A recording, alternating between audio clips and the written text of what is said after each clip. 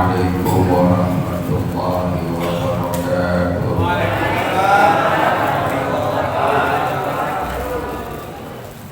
Bismillah, alhamdulillah, assalatu wassalamu ala rasulillah Sayyidina Muhammad ibn Abdillah. La hawla wa la quwwata illa billah. Asyhadu an la ilaha illallah wahdahu la syarika lah wa asyhadu anna Muhammadan abduhu wa rasuluhu la nabiyya ba'da. Allahumma salli wa sallim wa barik ala sayyidina Muhammadin wa ala alihi wa ashabihi wa man tabi'ahu huda ila yaumil qiyamah.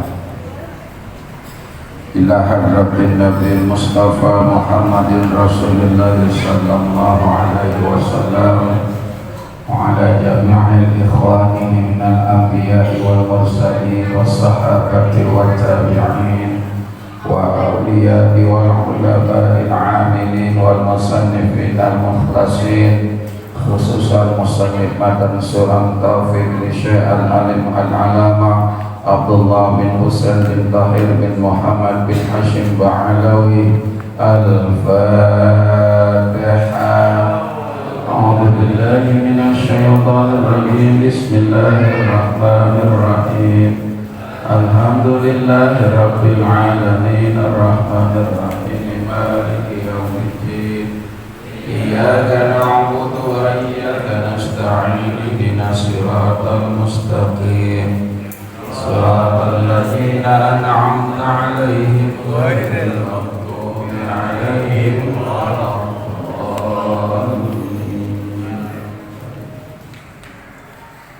Disyukur kita panjatkan kehadirat Allah. Salawat salam semoga selalu tercurah kepada baginda Rasul Nabi besar Muhammad sallallahu alaihi wasallam.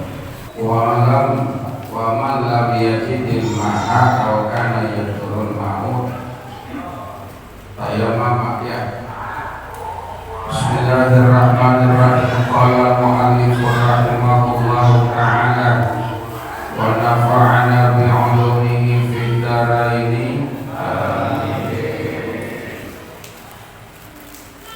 Wa lam yajid al-ma'a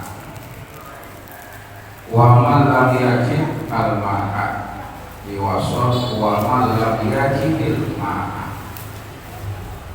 Sebab yang namanya lam itu harful jazm, huruf yang di depannya ada huruf jazm, maka kalimat di depannya harus dibaca sukun. Jadi wa ma lam yajid. Tapi ketika harokat sukun bertemu dengan alif lam, yang alif lam itu adalah alif lam al-qamariyah, maka harokat sukunnya itu berubah menjadi kasrah. Jadi wa man lam yajidil ma'a, asal katanya wa man lam yajid al-ma'a. Jadi al-ma'a itu hukumnya menjadi maf'ul. Jadi ma'a itu jadi maf'ul. Al-ma'a maf'ulun bi wa alamatun ya. Al-fathatun zahirun fil akhirihi li annahu ismun munsharif. Itu kalau diperhati dalam ilmu nahwu. Wa man lam yajidil ma'a, dan barang siapa yang tidak menemukan air, au kana yadurruhu, wa man lam yajidil ma'a, dan maka barang siapa yang lam tidak yajidi menemukan al-ma'a akan air, au kana yadurrul ma'u, au kana yadurruhul ma'u, atau karena adalah yadurru memakai air itu jadi mudarat atau darurat, tayammama maka bertayamum ba'da dukhulil waqti, setelah masuknya waktu, wa zawalin najasati, dan menghilangkan akan najis-najisnya, wa zawalin najasati, dan menghilangkan najis-najis, wa ma'rifatil qiblati, dan mengetahui akhlak kiblat, biturabin khalisin tahurin, dengan debu yang tahurin yang suci, lahu gubarun, yang tidak tercampur gubarun dengan tepung pasir dan sebangsanya, wa malam yajidil ma'a, maka barang siapa yang tidak menemukan baginya itu al-ma'a akan air, orang yang ketika mau sholat kemudian tidak menemukan air, kana yadulluhu, atau dalam keadaan darurat,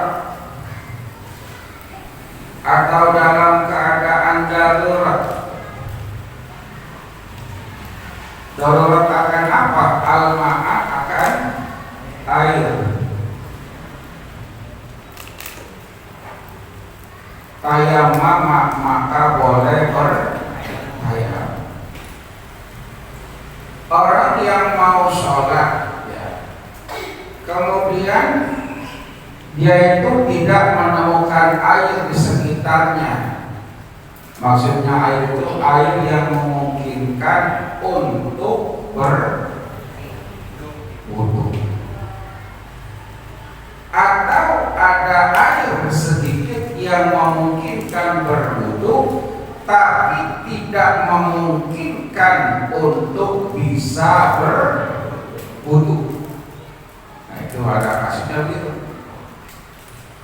Air yang tidak memungkinkan untuk bisa berwudu, atau ada air yang sedikit yang bisa untuk berwudu tapi kondisinya tidak memungkinkan untuk berwudu, maka tayammama dia boleh bertayamum.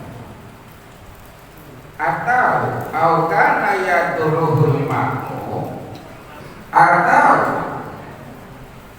orang yang berhalangan atau mudarat ketika terkena air, bisa berupa sakit ya, pada intinya sakit. Misalkan kalau dia kena air maka kulitnya akan terkelupas, sejenis penyakit kulit. Atau kalau dia kena air itu dia akan apa bahasanya, malaria. Tahu malaria ya? Malaria itu paling banyak kematian di Papua itu karena malaria. Jenisnya itu yang paling parah namanya Tresiana. Ada malaria Tresiana, ada Trivera. Jenisnya Tresiana itu paling mematikan. Tapi alhamdulillah saya hitung-hitung lebih dari 60 kali ke Papua nggak terserang itu malaria.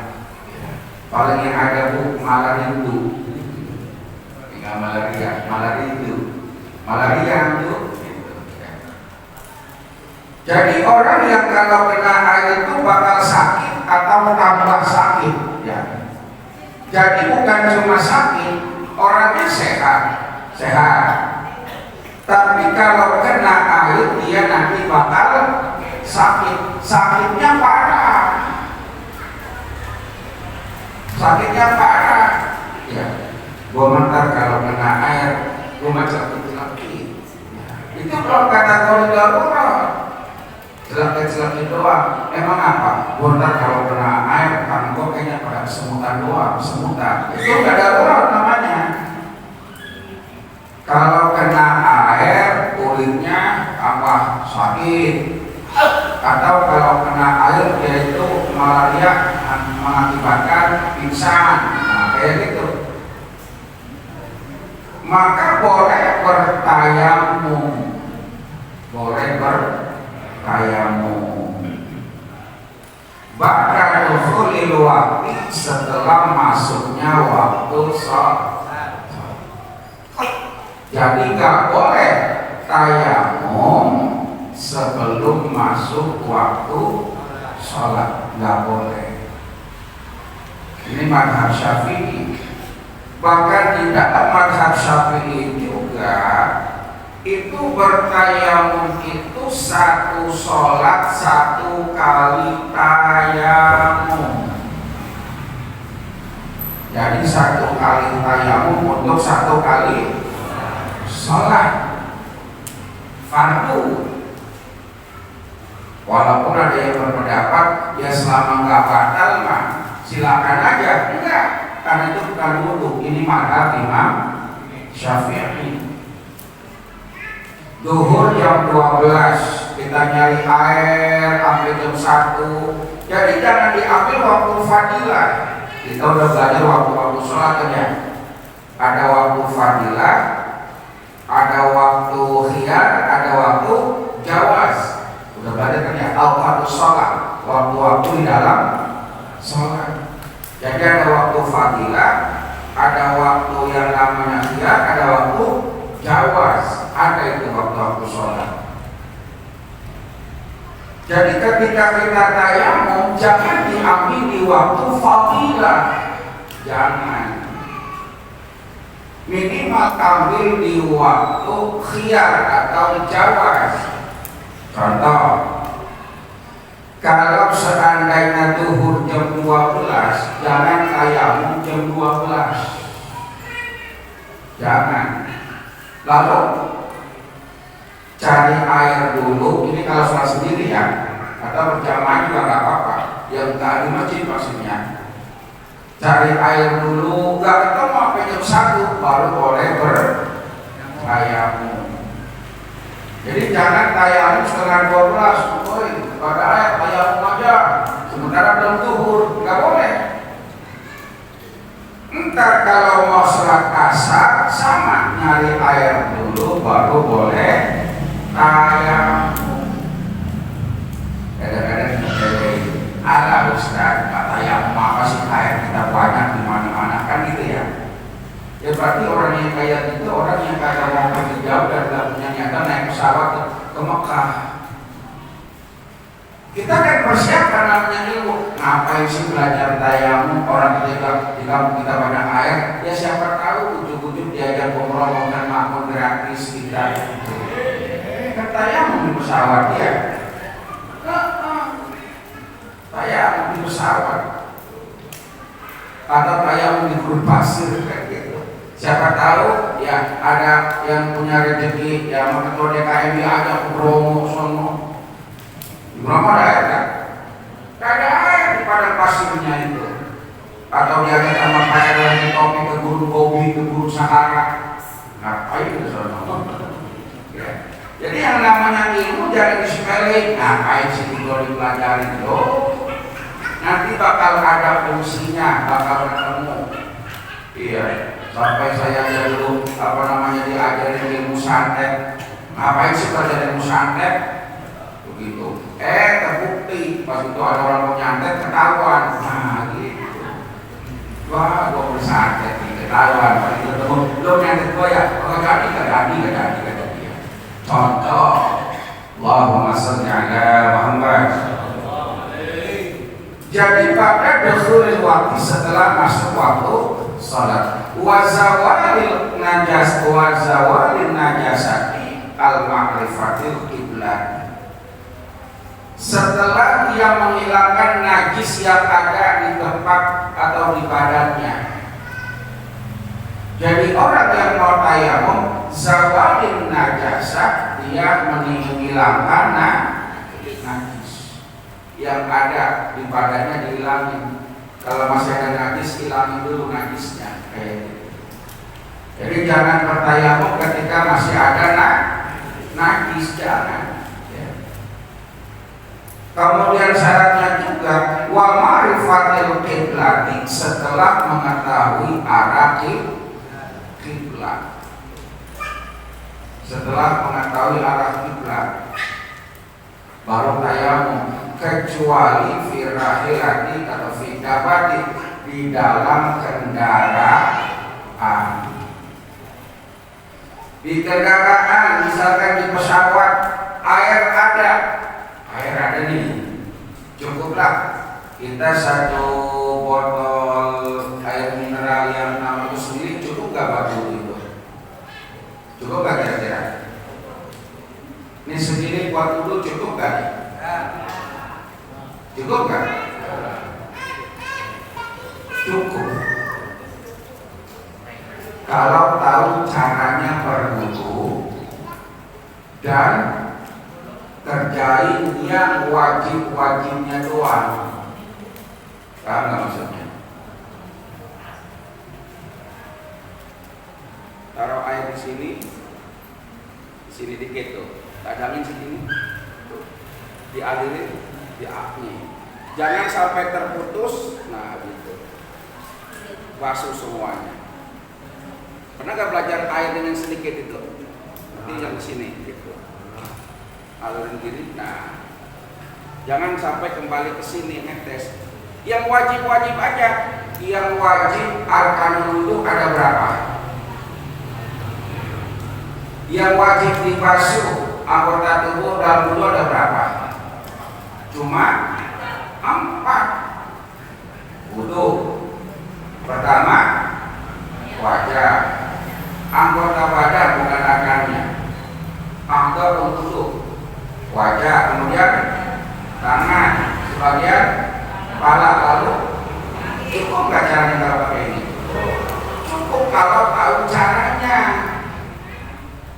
dan kerjain yang wajib-wajib aja. Kalau apa yang sunnah dikerjain, kok kumur-kumur doang habis. Pakai salasan lagi 3 kali umurnya. Jadi kerjaan yang wajib. Ya. Misalkan air segini, tuang sedikit segini tuh. Ya. Ini ketuk air di sini, alirin gini. Nah, basuh kemari. Tapi jangan putus caranya basuh kemari tuh. Nah, satu dah. Kayak gitu. Jadi bukan yang diperintahkan kan dibasuh. Bukan dikucurin begini, bukan. Ya. Jadi dituang ini. Itu kalau air yang sedikit. Karena caranya berwudu antara dibantu, udah belajar belum? Yang namanya isti'anah. Dibantu dalam wudu. Berwudu dengan cara dibantu, berwudu dengan cara keran, berwudu dengan air yang 2 pula, sama nggak caranya? Beda. Jadi caranya beda. Antara di keran bagaimana, kalau kita di air kolom gede, air 2 kolom lebih, caranya bagaimana? Itu ada prakteknya, dan itu beda caranya. Di pesawat ada air segini, belum mustakmal, kita buat wudu bisa nggak? Bisa. Tapi mau wudu gimana? Gitu kan ya? Di kamar mandi. Sementara toilet pesawat terbang yang paling besar punya Emirates ya, punya Emirates yang paling besar ya, Emirates Airlines ya, punyanya Dubai yang paling mahal. Di tengah itu ada 4, di depan 2, di belakang 2, lantai 2 ada khusus 1 lagi. Kalau penumpang 400, wudu semua berebut di situ. Kira-kira itu air tercecer apa enggak keluar? Ketika air ya, makanya tempat di tempat toiletnya pesawat itu nggak boleh basah. Jadi ketika itu ada yang ada basah lagi, diperiksa sama pramugari langsung dikeringin. Jadi airnya itu harus keluar memang lewat tempat yang sudah ada jalurnya. Sebab apa? Kalau sampai merembes ke tempat lain kena kabel, akhirnya jadi konslet. Sekarang orang 400 wudhu semua pakai ini bisa, tapi akibatnya bahaya. Kira-kira darurat apa enggak itu? Darurat. Ada nggak alasan darurat di sini? Wayadurul memakai air jadi darurat, maka disilakan untuk tayamum. Ada yang bertayamum kayak gitu. Kadang-kadang ada ABH yang dulu wudhu aja, ada air cukup karena di pesawat dibilang agak ada debu. Jadi sokong. Setiap ada udara pasti membawa debu. Ada masjid tertutup banget, masjid Al-Ikhlas sampai Garuda kan jarang dibuka ya. Kita masuk langsung tutup, kita masuk langsung tutup. AC terus 24 jam. Kira-kira debunya ada apa enggak? Ada. Jadi setiap yang masuk udara pasti bawa. Pesawat terbang masuk udara apa enggak? Masuk. Ketika kita masuk, penerbang masuk, itu kan lama, bisa setengah jam. Berarti ada udara. Ya. Ketika pesawat itu landing dibersihin, ada nggak udara? Ada. Jadi pesawat ada debu. Karena kita yakini ada debu di situ. Daripada mudarat, kita pada berdoanya ada yang di belakang begini basah bahaya, maka di pesawat disilakan untuk tayamum. Allahumma sholli ala Muhammad. Itu ada air tapi nggak memungkinkan tempat kayak itu. Masuk waktu ya. Wa ma'rifatil qiblah, kita udah tahu arah kiblat kecuali pesawat. Pesawat itu arah kiblat itu ya kemana aja, madep pesawatnya bebas, tapi kita soalnya tetap kita ucapkan mustaqbilal. Nggak boleh ganti. Usolli fardhu dhuhri arba'a raka'atin mustaqbilal masya'a.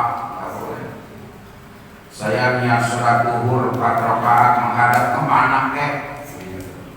Masya'a, ya kemana aja dah terserah. Gak boleh, walaupun pesawatnya madep ngidul, ntar dia belok ngetar, ntar dia kemana kek, tetap kita niatnya mustaqbilal.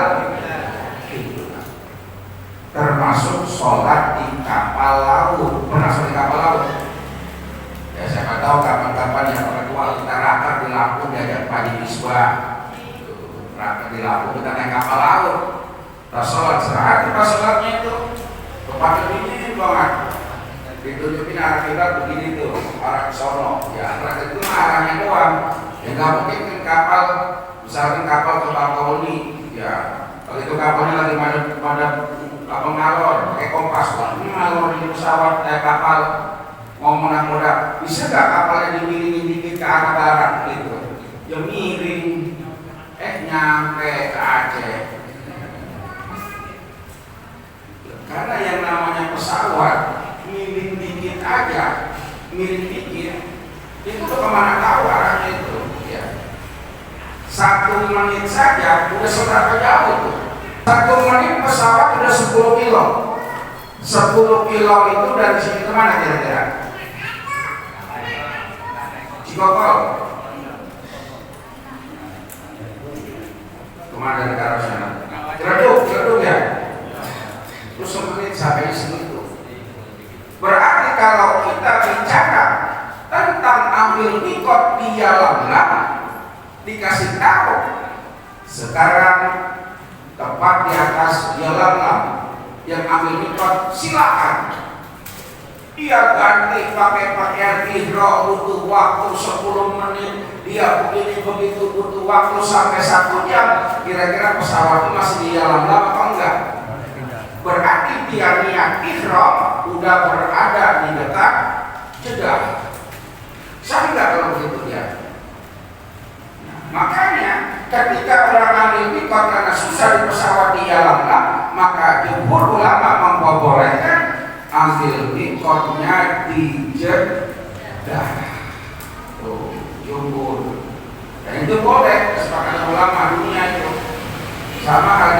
misalnya Mina jadi namanya Mina tapi wilayahnya adalah wilayah Musdalifah. Allahumma sholli ala Muhammad. Mudah-mudahan pada saat sini semua debunya itu tohur yang suci, lalu gebar yang gak kecampur sama tepung, dibicarakan dulu, gak kecampur sama pasir, fil wajhi wal yadani, dan bertayamum yang dibasuh cuma dua. Tayamum yang dibasuh dua, yaitu wajah dan tangan. Ingat, kalau debunya banyak, nah nih, jadi tayamum juga ada caranya. Ada caranya ditempelin, diginiin, gitu ya, digituin ya. Itu kalau debunya banyak. Ini debunya stelo ya, tebel nih, ini tebel nih, tuh. Atau tuh, nah kemari. Tapi kalau di pesawat debunya dikit, jangan ditiup. Apa yang ditiup nggak kelihatan. Jadi ada caranya. Beda tempat, beda cara. Ingat itu. Sama dengan berwudu, air banyak sama air dikit beda. Karena kita mau kebanyakan air, kalau wudu coba gede banget airnya, senang banget, gede banget airnya, gede banget ya. Jadi beda itu beda. Ya. Kalau berwudunya di tempat yang tembok apa atau kaca yang debunya tipis, tempel gini, ya, jangan digeserkan, boleh diginikan, tapi nggak usah gini nggak apa-apa. Ya. Kalau berhenti lo kagak apa-apa, tapi kita yakin nggak ada debunya kan yang digini, yang terbang ditiupkan kayak gitu. Itu kalau debunya banyak, kalau debunya dikit, ya boleh kita ginikan, atau nggak usah juga nggak apa-apa, langsung ditempel dan jangan putus, jangan terlepas. Kita tempelin gini tuh terus gini terus tempel gitu, jangan gitu. Ini harus jelas, pikir harus jelas. Jadi jangan sampai putus, ya tuh gitu tuh. Sekali tepat itu wajah sah.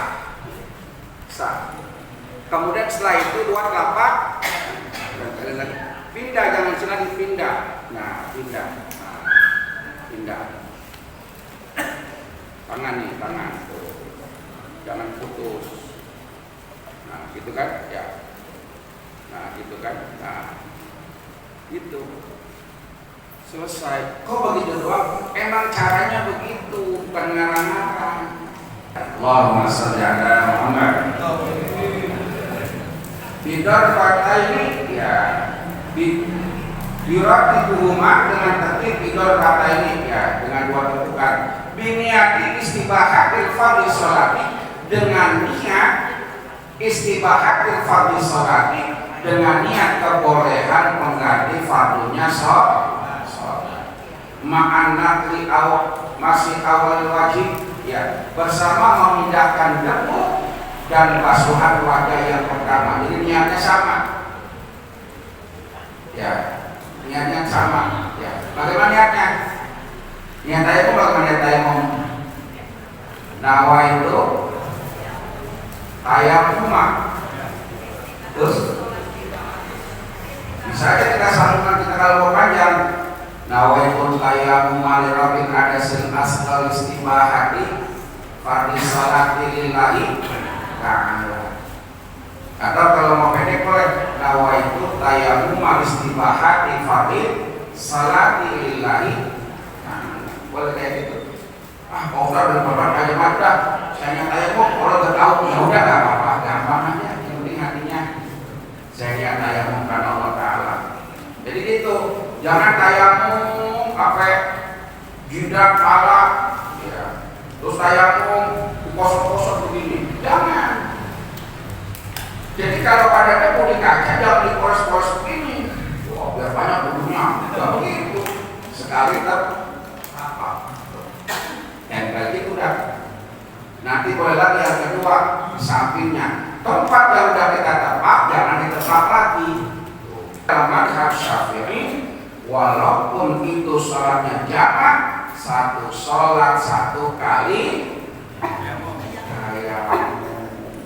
Kalau bisa begitu, kalau bisa, kecuali kalau dalam keadaan tempat ngambil debu lagi baru nggak apa-apa deh. Ya, saya dari Allahumma sholli ala Muhammad.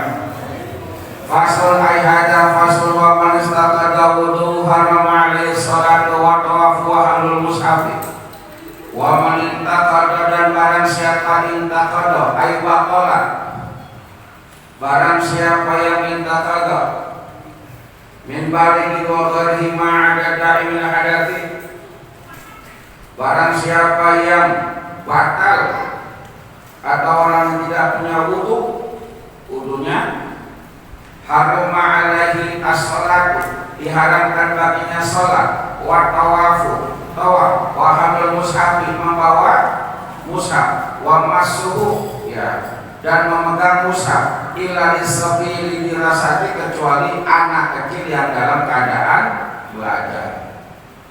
Jadi kalau begitu orang tawaf dalam keadaan punya wudu apa enggak? Nah, ini banyak yang belum dipahami. Hati-hati, kadang-kadang kondisi grogi apa kan kayak begitu ya. Pada itu dia mau tawaf turun orang banyak kerusakan dia batal. Nggak ada yang tahu ini gue batal. Ya tawaf aja lo tidak tahu, kalau tidak tahu.